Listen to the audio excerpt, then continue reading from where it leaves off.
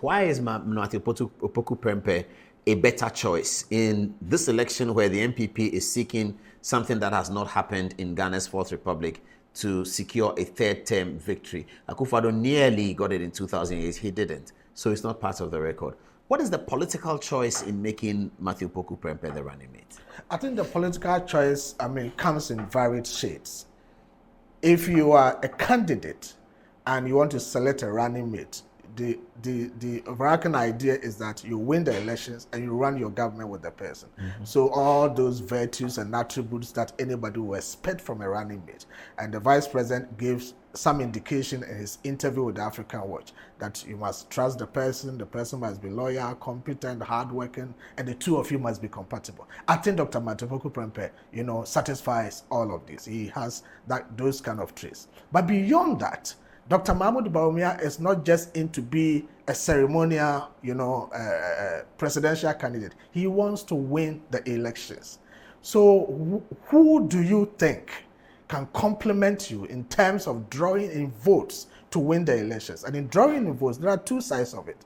First, you need to think about how you are going to consolidate your gains and then how you're going to bring outsiders also to your fold. But what is important to the NPP is that we need at all material points in time to consolidate our gains. If you study the electoral history, NPP has never lost elections in this country from 2000 with less than 47% of the Ghanaian votes. Anytime we lost, the lowest we have gone to is 47%. NPP has lost elections in this country with 49+%. Unlike the NDC has gone to 43%, 44%, and they have hovered around that. It tells you that the core typical base of the NPP in this country is far above that of the NDC. And so if you have a core typical base of the party, that constitutes between 47 and 49% of the Ghanaian electoral college. It means that you have to consolidate your gains there. If you're able to do that, inspire confidence, inspire hope in the party, do away with disgruntled party people, do away with despondency, automatically you have 47 to 49%. All that you need before you start. So that on December 6th, you are starting at 47. That is it. If you follow the electoral history, NPP on average, if we're able to work so hard to consolidate our gains, you start with 47 to 49%. We've never gone below 47% in this country since 2000. Unlike the NDC, that has done 43%, and that has been their area they operate. So if you're able to consolidate your gains, it means that you start the election with... What is the meaning of consolidating your gains? Making sure that the people in your party, none, not a single one of them, decides that for A reason or B reason, I'm not going to sit at home. I'm not deciding that I won't vote. In politics, people have expectations. You're trying to rekindle, you're trying to fight off apathy. Exactly. People have expectations. When those expectations are not met, so many decisions come to play, apathy and all of that. And NPP suffered that in 2008. In 2008, the first round, if we had more, about 30,000 votes more. 25. Well, I'm just being about 30,000 votes or more, we're going to win the elections. We never had that. When we went into the second round, Ashanti region alone gave us over 200,000 votes. Over 200,000 people voted in the second round of 2008, but never voted in the first round. So if you have such a base and you have to do whatever you can to whip up interest in that stronghold of your party, you have to go for the kill. And that is why the selection of Dr. Matthew Poku Prempeh... So it's about the base. It's about the base. Is there a concern that the base is not happy? Naturally. I don't think there's any political party in this country that does not have elements within who are not happy about certain decisions of the party, and that is why the CPP is suffering. They've never been able to be on their feet because they have leadership issues, decisions are taken, people are not happy. The NDC, the same thing. You can see the fragmentations in the NDC, even today as they are in the opposition. It's the same with the NPP. There were a lot of party people who also had high hopes and expectations with the NPP coming to power.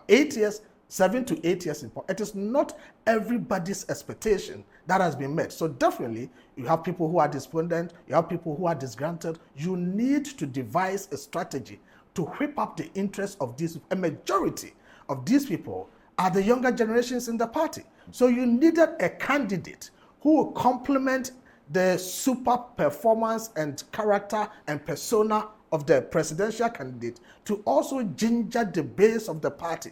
And Poku Prempeh is an absolute base energizer in the NPP today. If you want to talk about the younger generation and even across the rank and file of the party, he is somebody who connects with the people at the base. That is why people think he's a grassroots person in terms of today's NPP. And so you needed somebody to complement the vice president with such traits, such that he'll be able to whip up the interest, especially in Ashanti region where he comes from. If you get to Ashanti region and NAPO gets to the grounds, when he was becoming MP, you saw it. Somebody was in the bathroom and heard NAPO was passing, left the bathroom with the soapy water around, virtually naked, going to follow him. That is the candidate. They said that he's very generous. He's a benevolent giver. That is how I should present it. He's generous, and he knows how to deal with people and touch the hearts of people. You know, sometimes somebody may have in abundance, but that knack to deal with people and touch the hearts of people is not there. I think NAPO has that trait and qualities that maybe I don't have, because he's able to see beyond what maybe I can see and touch the minds and the hearts of the young people in this party. It's just like a lot of these young people in our party that move around. The general secretary moves around, Oku come everywhere, Samia Oku moves around, Capo everywhere, and they're able to draw people behind them. That is what NAPO also possesses. And the NPP at this time needed somebody like that to complement our candidate, somebody who will be able to galvanize the support of the young people, galvanize the support of the foot soldiers of the party. You know, NAPO is seen as a representation of the foot soldiers in the NPP. And we need that to be able to reach that level of our base support going into the 2024 elections. Then you ride on his competence, the hard work, workaholic nature. He was in education ministry. You saw the fantastic job he delivered. Energy ministry, you saw the delivery there. Even in the midst of the difficulties we face as a country, we made sure that things were settled.